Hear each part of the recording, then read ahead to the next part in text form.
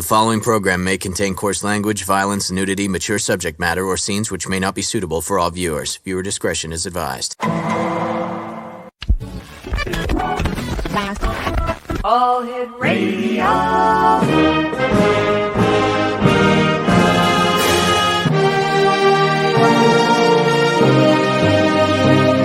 Welcome to the X Zone, a place where fact is fiction and fiction is reality. Now, here's your host, Rob McConnell. And welcome back, everyone. This is the X Zone. I am Rob McConnell, coming to you from our broadcast center and studios in St. Catharines, Ontario, Canada.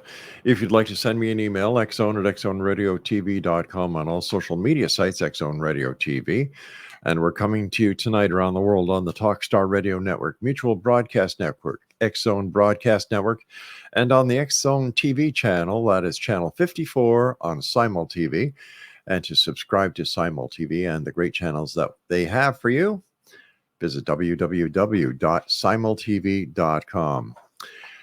Exonation, we're going to be talking about a book this hour. We're going to be speaking to the author, and he has a fascinating story to tell. The name of the book is Christ-Centered Healing Trauma, Healing a Broken Heart.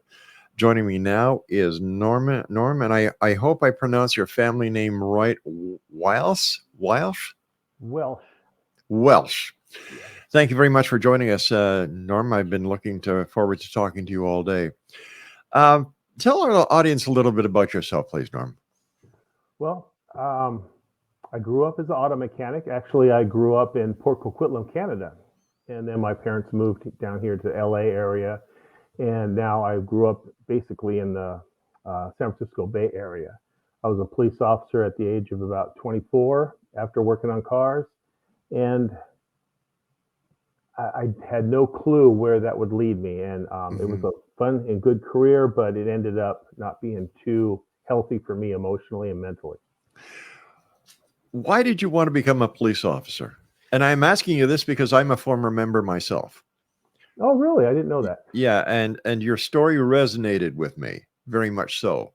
You know, I grew up in my father's business, like I said, and I loved cars, and I actually raced cars, but I knew it wasn't for me. So at an early age, I went ahead and took a ride along with the local police department, and I loved it. I felt that it was my calling. Yeah. So that's why I ended up selling the business and going into police work. Were you a Christian before you entered the force?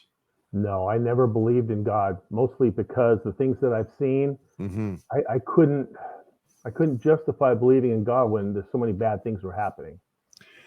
You know, that's something people don't see is the other side of the badge. And many police officers that I know, because of the types of trauma that they get to see, as well as other first responders, doctors, medics, EMT, firefighters, as much as Hollywood and TV shows like to build it up to be this glorified job, which it is, but what these people like yourself, myself, and other members who are first responders have to put up with on a daily basis. I don't think there's one TV show or one movie that has ever portrayed it to the fullest extent. Let's just take a look at 9/11. Everybody's running out. Police officers, paramedics, firefighters are running towards the danger. And now I understand you were diagnosed with PTSD.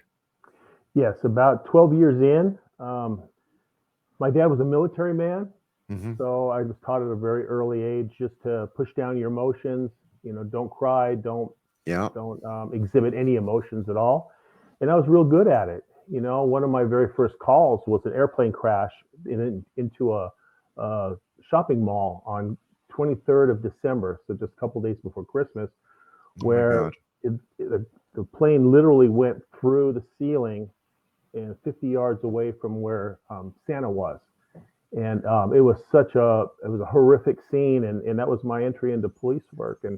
But I was good at shoving it down. You know, I had a lot of calls of toddler deaths, drownings and vehicle accidents, horrific suicides.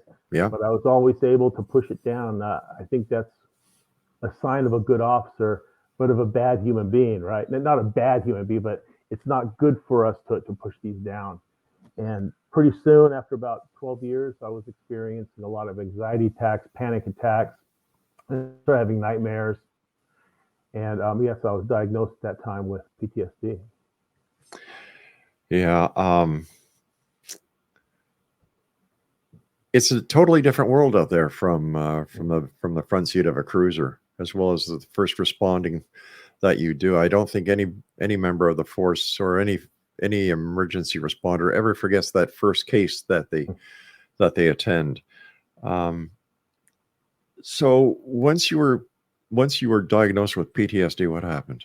Because I don't know about you, but when I was in the force, there was no counseling. There was nothing. I remember one of the worst times in my career was I was doing radar in front of a school zone. And I don't know about your department, but our department had squealers. That's a tape that comes out, and you go back to the station, and the OIC would check the number of infractions compared to your tickets. No, I've never heard of that. Oh yeah. So I had to be in front of the school zone. I believe it was from 3 o'clock to 4 o'clock. The tolerance was less than 5 miles an hour. Oh wow. So this I'm just getting ready to turn everything off and get on with my patrol, and the alarm goes off on the radar. Okay, pull the guy over, get out of the car, pull him over. And he says, "Did I do something wrong, officer?" I said, "Yes, you were doing 34 in a 30-mile-an-hour zone, in a school zone."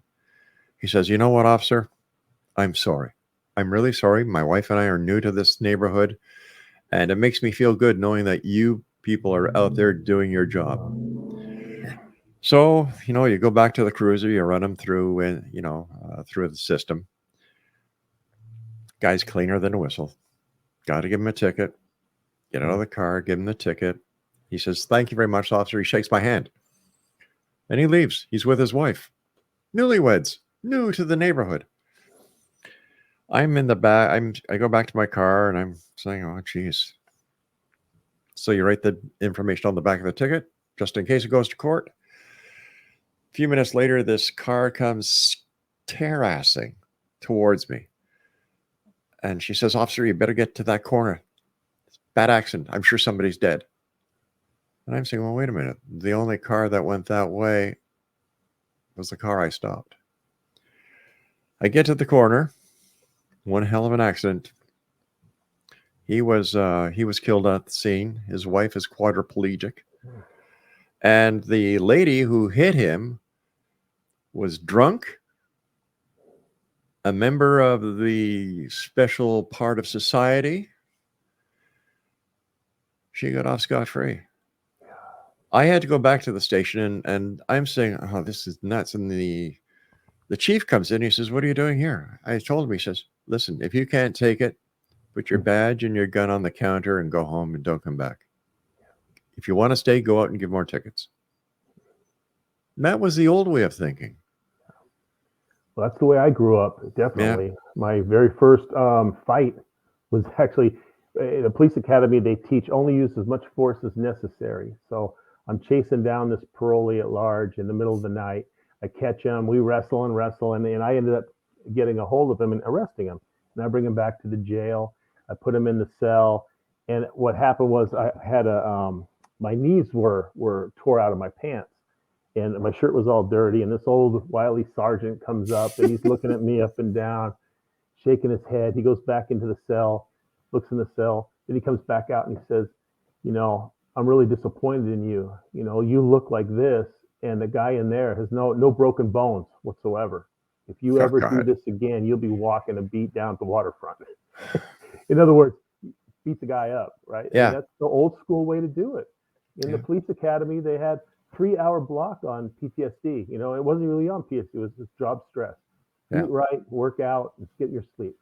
We didn't even have that. We didn't even have that. And I don't know about you when you were in the force, but all we wore was our uniform shirt. We didn't wear bulletproof vests. We didn't wear flak jackets. I think, what do we have? 38s back then before we got Glocks. Yeah. The bullets used to bounce off the bad guys' windows. Yeah, that was an The- option with us too. The first couple of years was no vest. Yeah, yeah. it was crazy. It was crazy, but it's really got a lot better. But the problem is, just like you said, it's this police warrior culture, or in first responders in general, it's a warrior culture.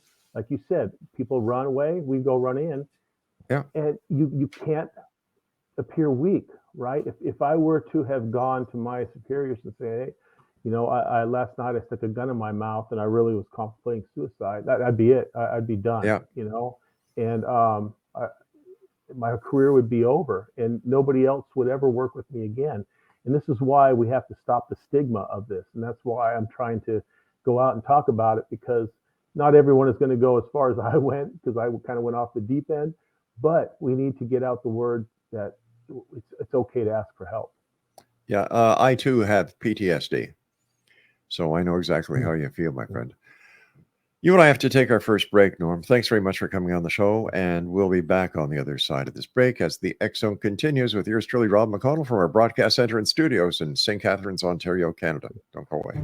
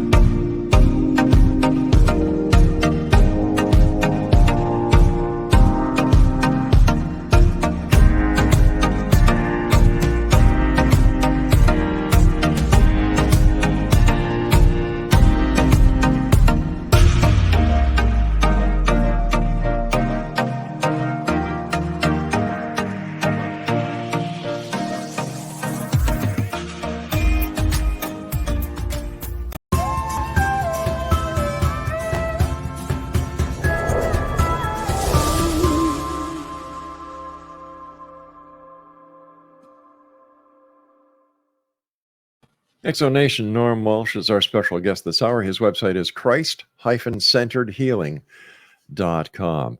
Before we went to the break, you said you went off the deep end. What happened? Well, not only the PTSD, but in 1998, I was diagnosed with a neuromuscular disease that really took away all my feeling and all my strength in my hands and my feet. It's similar to it is neuropathy, so it's similar to diabetic neuropathy, where you get these ulcers on the bottom of your feet. And it's complicated by a disease called Charcot-Marie-Tooth disease, which atrophies the muscles in the extremities. So I was losing all my feeling and my strength in my hands and feet. Underwent about 30 surgeries in a 10-year period, and it was just devastating, because they were giving me opioids just right and left, which I'm not blaming the doctors, because they have a responsibility to stop the pain.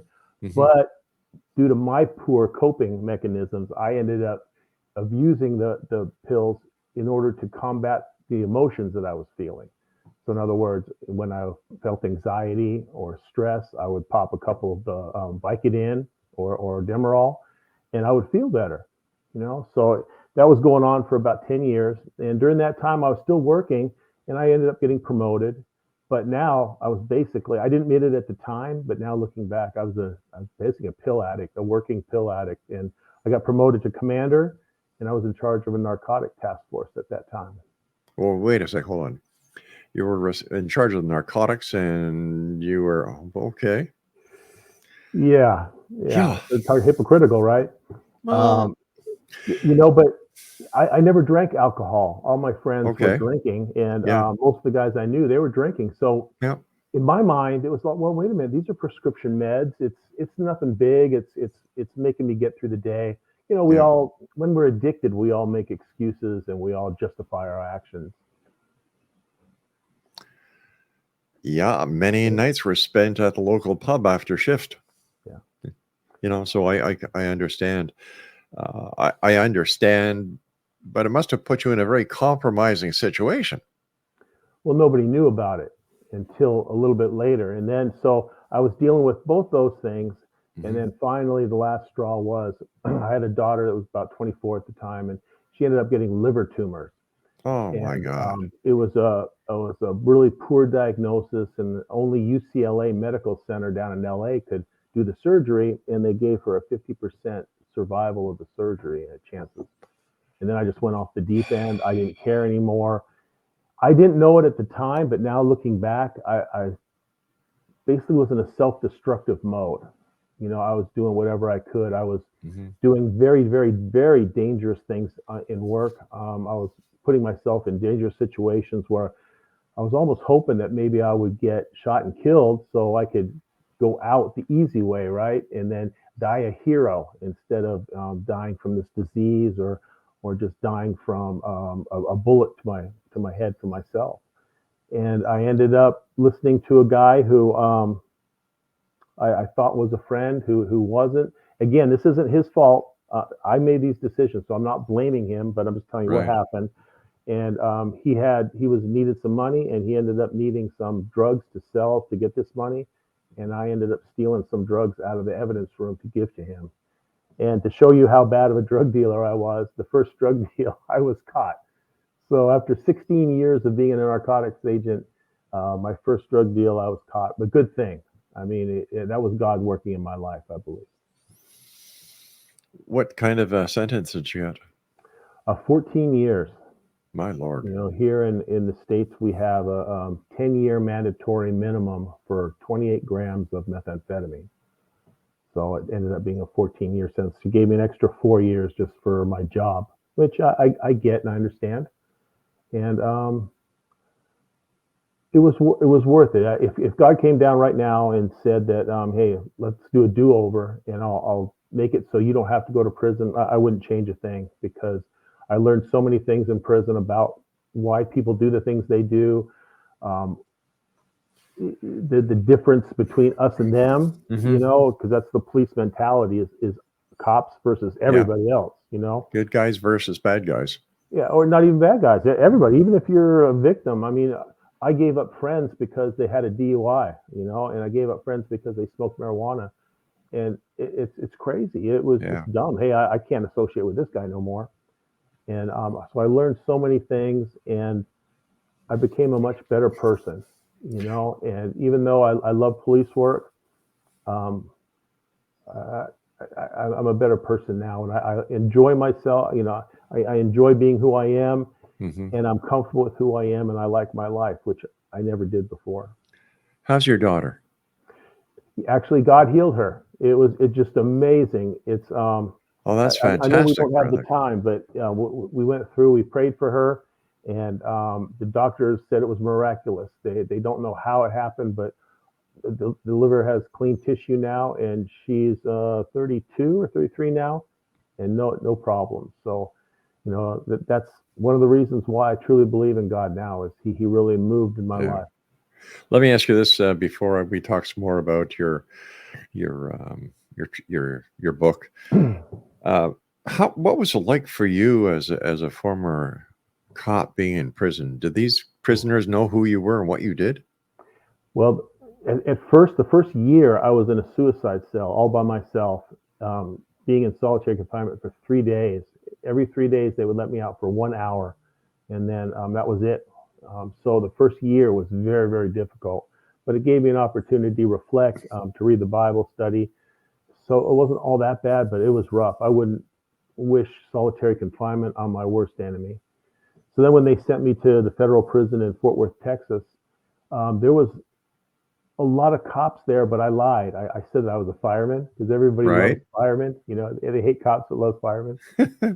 So the first year I lied, and then God put it on my heart and said, hey, you know, if you really want to make a difference, you know, you're going to have to tell the truth. So the people that I knew, I told, and of course, word got around. There was a couple confrontations, but never anything violent, but it had the potential to be. Mhm. But I had learned by that point humility and just to humble myself and just to, because back in the old days, I would have fought, right? I would have stood up for myself and fought, but it's not worth it there. And so it was rough, but it was bearable. When did you let God into your life? Well, it was while I was out on bail. You know, I bailed out. I was stressed out to the max, as you can imagine. And my wife and I, we were just sitting there one night, and the phone rang, and it was a pastor from a church, and he was a friend of my dad's. He tried to talk me into coming to church, and I was kind of just blowing him off. You know, I didn't want to go to church. Mm-hmm. But then he asked if he could pray for me, and he prayed for me, and he prayed the sinner's prayer, and I had no clue what the sinner's prayer was. And he said, do you accept Jesus as your Lord and Savior? And I said, yeah. You know, I didn't really know what I was saying. I just was kind of trying to get rid of him. I said, yeah. And then so we hung up. I went back and I started feeling better, right? Like a weight was lifted off my shoulders. And my wife had grown up Christian all her life, but she was afraid to talk to me about it because of my strong views. We started going to church. It was just amazing. I really didn't buy into it until my daughter was healed, but I felt good. I felt at church, even though these were a lot of addicts, a lot of criminals in there, tattoos everywhere. I mean, back then, if you had a bunch of tattoos, you were a criminal. Right now, even cops are all tatted up. But Yeah. back then, it was like it, and it was amazing. It really was amazing. And so God healed my daughter. Then ended up going to prison. And I ended up learning while I was in prison. I got my master's degree in theology and counseling. I went on to get my doctorate degree in Christian counseling. And while I was looking through the scriptures and doing a dissertation, matter of fact, the dissertation was the book, I learned the ways that God promotes healing, you know, and it really parallels secular ways. And then before I got out, I got my certificate in drug and alcohol counseling. So right now I'm a drug and alcohol counselor and a certified chaplain. Good for you, my friend. Good for you. Tell us about your book. Well, the book is really about how God heals. You know, I mean, I would have never thought God would heal. But once you go through the steps, you learn who God is and who he believes you are.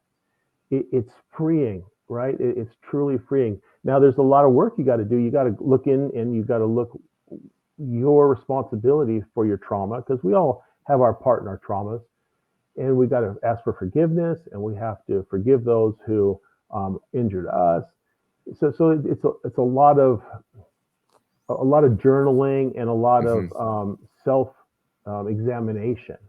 And I detail everything out in the book. It's a little bit long, but I go into Bible study, why you should believe that the Bible is real, why you should believe God truly heals.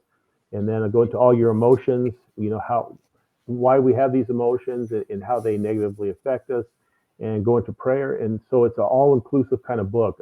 Maybe it's more for a Christian counselor, but I think it's for everybody that has trauma or knows anybody with trauma. Christ-centered healing trauma, healing a broken heart. How long did it take you to write it? About 3 years, but I was in prison at the time, so it gave me something to do. You know, so I wrote, and then I sent it out to a publisher before I got out, and they liked it. And when COVID hit, I actually had 3 more years to go. When COVID hit, they let me out. It was almost like a godsend, you know. Let me out 3 years early, and I was on home confinement, and I'm just completing the government's requirements now. And I'm blessed. I'm doing really good.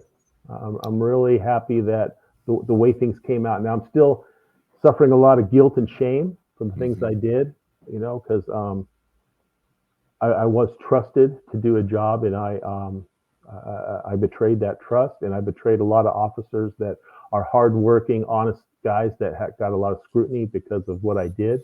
Mm-hmm. But personally, I'm a much better person now.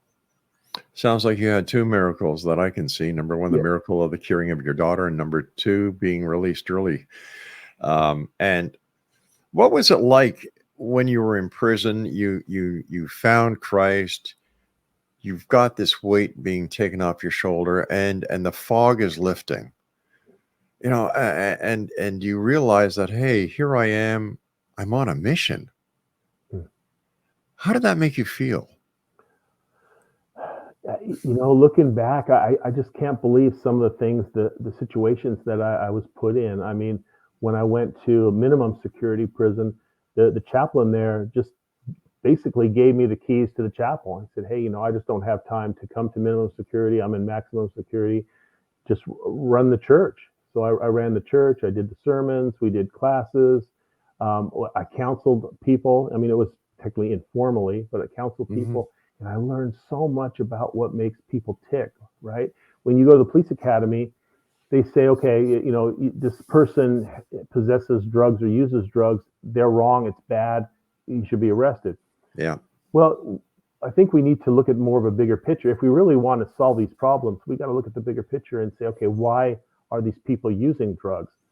And now, after a couple of years of being a addiction counselor, I see that a lot of it, not everything, but a lot of it is trauma based from childhood, you know, and they're just the same reason why I am is trying to numb those emotions that I felt and not wanting to look into really what's bothering me. And I think that we'll never solve the drug situation until we really go to the social part of it. You know, we need to look into that. Yeah, I agree with you. You know, we just don't ask the right questions. We don't hear the entire story. There seems at time in police work, there's no compassion. That's right. You know, and it's a whole new different world out there once you're carrying that badge. My uncle was a sergeant, and when first time I put my badge on, he said, "Now don't forget, always treat the person on the other side of the badge as you would want to be treated." Yeah. And that was like, whoa, okay. You and I have to take a break, my friend. Please stand by. And Exo Nation, the name of the book is Christ-Centered Healing Trauma, Healing a Broken Heart. And Norm's website is Christ-Centeredhealing.com. More of this fascinating story when we return. Don't go away.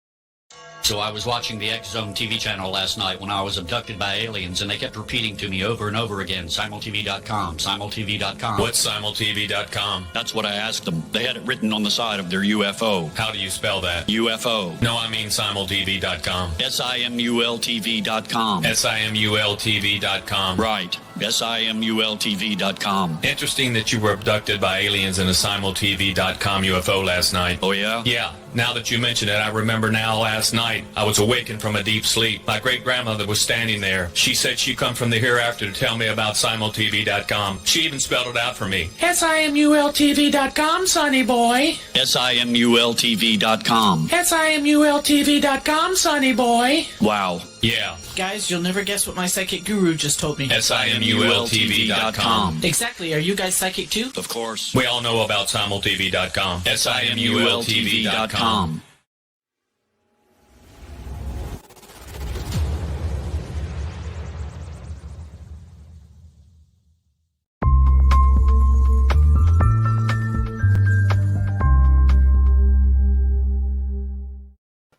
Exo Nation, we're talking to Norm Welsh. He is the author of Christ-Centered Healing of Trauma, Healing a Broken Heart. His website is Christ-Centeredhealing.com.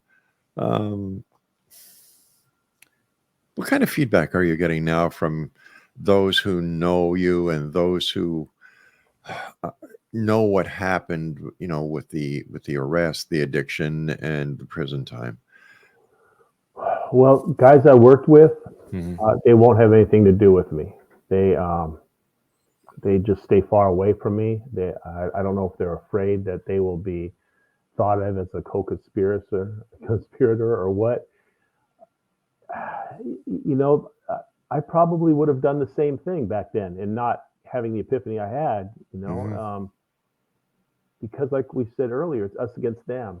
And now that I'm labeled a criminal, that there's no love. Now there are guys that have been through some stuff that have reached out to me and we talk and they said, yeah, I understand, thank God that when I was drinking, I never got a DUI crash and killed somebody, which could have easily been, so a lot of these guys that are shunning me are basically hypocrites because they're doing dangerous stuff too. And it's just, we're all on that fence, right? We just got to pick one way or the other, but there are a lot of good guys that are working out there. They're trying their best. It's just that this culture does not allow us to seek out help. And I think that needs to change. I heard it's slowly changing, but the guys that I have talked to that are still working, said it's still not. If you show any sign of weakness, they try to get rid of you. But you're paying your debt to society. You're helping society in a manner that law enforcement can't. Yeah. As I see it, you're still serving and protecting. I try to do that. Yeah. My whole goal is to be a first responder chaplain. Yeah. I believe that it's going to take a few more years for them to really trust me, because a lot of them will think it's a jailhouse, conversion, and I'm only doing this because, to get out early or to make myself look less. And that's not true, because I did confess up to everything that I did. Right. And I don't blame anybody but myself. But I understand the culture, and if it takes a little while, that's okay.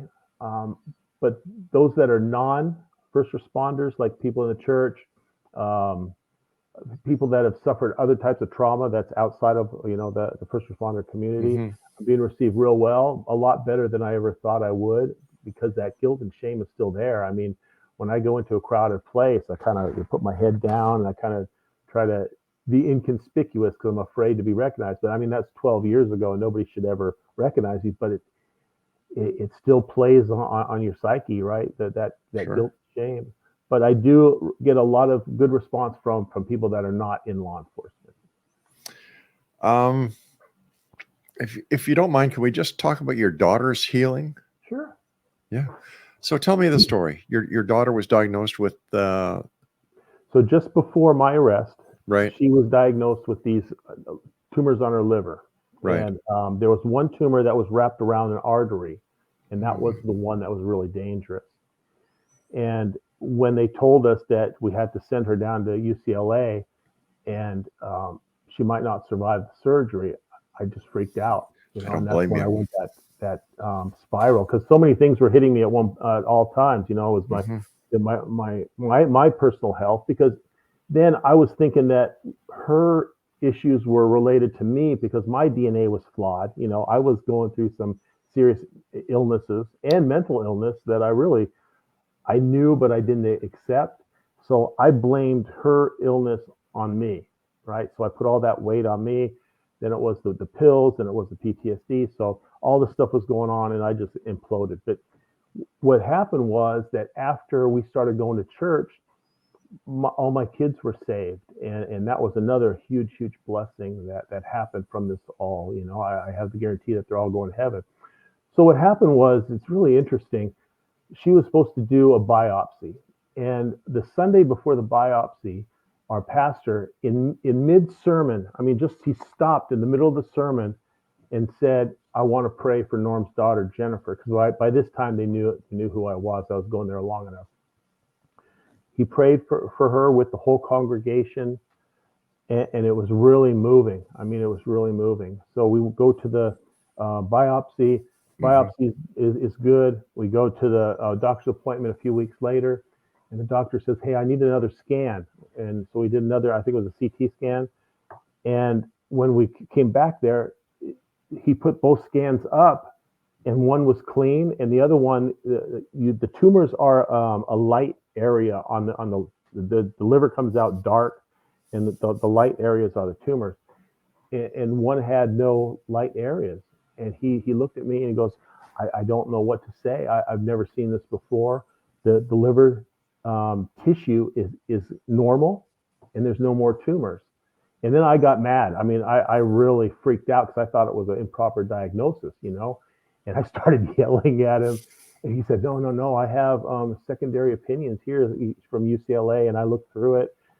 And that's when it hit me. That's when I truly believed that there was a God. It's when he healed her. And she hasn't had a problem since. I mean, there's no other explanation. I mean, you know, if you don't believe in God, you could just say it was a miracle, and that's fine.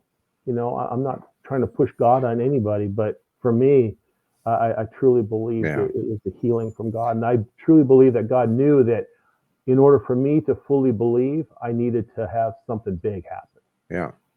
Well, how can anybody say they believe in miracles if they don't believe in God? I mean, like AA says, higher power, you know, and that's the hard part for me when I go into the addiction places. We have to say higher power. You know, our county won't allow us to talk about God. Why not? Because it's not a Christian place, and the county is paying for it. Oh, brother. So if the county pays for it, we got to keep God out of it, which I get, I understand. But I truly believe without some type of higher power, without some type of spirituality, that there is no healing, right? Because when we believe in a spiritual entity, and I'm going to call him the Christian God. Anybody can call him whatever they want. On my show, my friend, you call him God. All right, good. I didn't know for a fact, but even if it's just a higher power, if you believe something is greater than yourself, and then there's a reason for things that happen, then it takes the pressure off, it takes the anxiety off, and it allows us to just go with the flow, because there's a reason why God allows things in our life, you know, and ultimately it's going to be for our good, even though it's going to be a painful thing. Like my thing, it was very painful for many years, 10, 15 years. It was terrible. But now I'm living the peace and joy that I should have been living back then. But I had to go through some pain in order to feel what being happy and at peace really means. I love your story. Please don't take that the wrong way. You know, I'm a Christian. I'm proud to say that. Okay. I believe in God. I'm proud to say that. And I don't think that anybody should doubt the power, because miracles are around us each and every day. Look at the smile on a child's face. Oh. Take a walk through the forest. Look at the sky. Look at the stars. Yeah. You know, what's there not to believe in? But that's just coming from a guy who talks to people about ghosts, hauntings, UFOs, Bigfoot, and everything else. But you're right. But if you're like a person like me, where you grow up and you see a lot of Christians that are hypocrites, right? A lot of the Christian police officers I knew were cheating on their wives. They were drinking to excess and stuff. And then you see how children are victimized and how elderly people are victimized. And you go, well, how can there be a loving God? And it's tough to understand, but God has his ways. And my next book that's coming out is Why God Allows Pain and Suffering. And I think I'm going to try to explain that in there from the scriptures. But there's a plan and a purpose. There's a purpose to your pain. If you're an atheist, there is no purpose to your pain, right? Life is just a series of random events. Yeah. But if you're a Christian, you know that this thing going through my life right now, I may not like it, but it's teaching me something. So instead of praying away, like, God, take this from me, no, God, teach me what you want me to learn. Show me what you want me to learn from it, and how I can be a better person from it. And I think that's the key. But most of us don't do that, and that's how we end up in addictions. You know, we try to numb our feelings. We try to cover those emotions. We try to just fill those holes with alcohol, drugs, sex, gambling, whatever you want to call it. And it'll never make us happy, because that hole that we're trying to fill is God-shaped. Norm, please stand by. We've got to take our final break for this hour. And Dexo Nation, our guest is Norm Welsh. His website, Christ-centeredhealing.com, and he's the author of Christ-Centered Healing Trauma, Healing a Broken Heart. We'll both be back as we wrap up this hour here in the X Zone from our broadcast center and studios in St. Catharines, Ontario, Canada. Don't go away.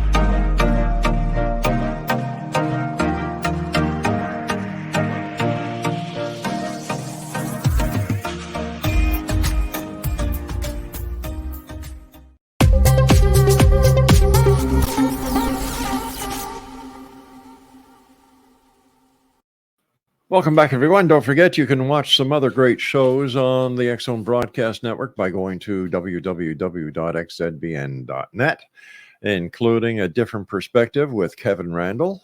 His website is kevinrandall.blogspot.com. And for Mission Evolution with Gwilda Wiyaka, visit www.missionevolution.org. First of all, Norm, I want to thank you ever so much for coming on the show and sharing your story, and I wish you and your family nothing but the best. I guess you went from cop to warrior for Christ. Yeah, really. I mean, it's amazing. Yeah. Nobody would ever believe, if you'd known me 15 years ago, that I would be preaching or I would be teaching anything about God, you know. And I thank you for the opportunity to tell my story. Again, I'm not here to brag or to belittle my acts, but to show people that this slippery slope that we sometimes get on is very easily to fall into. And if we see our negative emotions that are really starting to take hold in our life and make us feel bad, that we got to seek out help, you know. And if I could just touch one person, this whole thing would be worth it. You know, the pleasure is all ours to have you on the show tonight. And your story, I'm sure, is touching hearts around the world, opening up some eyes. And what would you like to share with the X Zone Nation tonight? What's your message? What's your heart telling you? That there is hope, right? I thought hope was lost. This one night, I tried to commit suicide. I put a gun in my mouth, and I almost did it. It was, for the grace of God, I didn't do it. And I lost all hope because I felt I was going crazy. I felt that this was beating me, but it doesn't have to. As long as you talk to somebody, I mean, whether it be a trusted friend, your pastor, your wife, whoever, trust somebody and talk to somebody. And if you have absolutely nobody, call 911. Well, at least it's 911 down here, and it's 911 up here. Nice. And get into a doctor. You know, there's no shame. There's no shame in even taking meds, you know, antidepressants or anti-anxiety meds to start that healing process. But the only way to truly heal is to do that self-evaluation and to forgiveness, to forgive those that have hurt you, because the resentment is just eat you up. But that's my main message. There's hope. And I pray that you seek it out and don't be afraid to to seem weak, because it takes a much stronger person to admit that there's something going on than it does to just bury it and pretend everything's okay. How's your family doing? They're doing so great. They forgave me for everything that happened. I mean, they suffered a lot during this time. I was gone over 8.5 years, and they suffered. My wife, oh, she's just an angel. She stayed with me because she knew who I really was, right? Right. She knew that that wasn't me. That was that something changed me, and I just can't ask for a better family. I just love them all. I praise God that they're healthy and they're happy. I've got 7 grandkids now. God bless you. Just loving life. As I said, Norm, thank you so much for coming on the show tonight. I appreciate this hour that I've spent with you, and the door is always open. So please, when you write your next book, or if you just want to drop by and say hi to an old friend and fellow guy who used to wear blue, let us know. We'll love to have you back on anytime. That would be awesome. So same to you. If you ever need anything, just let me know. All right, brother. God bless you. Take care of yourself. And Exo Nation, if you'd like to get a copy of Norm's book, it's entitled Christ-Centered Healing Trauma, Healing a Broken Heart. And his website is christ-centeredhealing.com. Norm, take care of yourself. God bless you, my friend. I love you. Bye-bye. Thank you. Bye-bye. My pleasure. And that's it for this hour, Exo Nation. Wow, what a story. You don't have to be ashamed to believe in God. You know that? I don't know why people kind of whisper, yeah, are you a Christian? Yeah, I'm a Christian.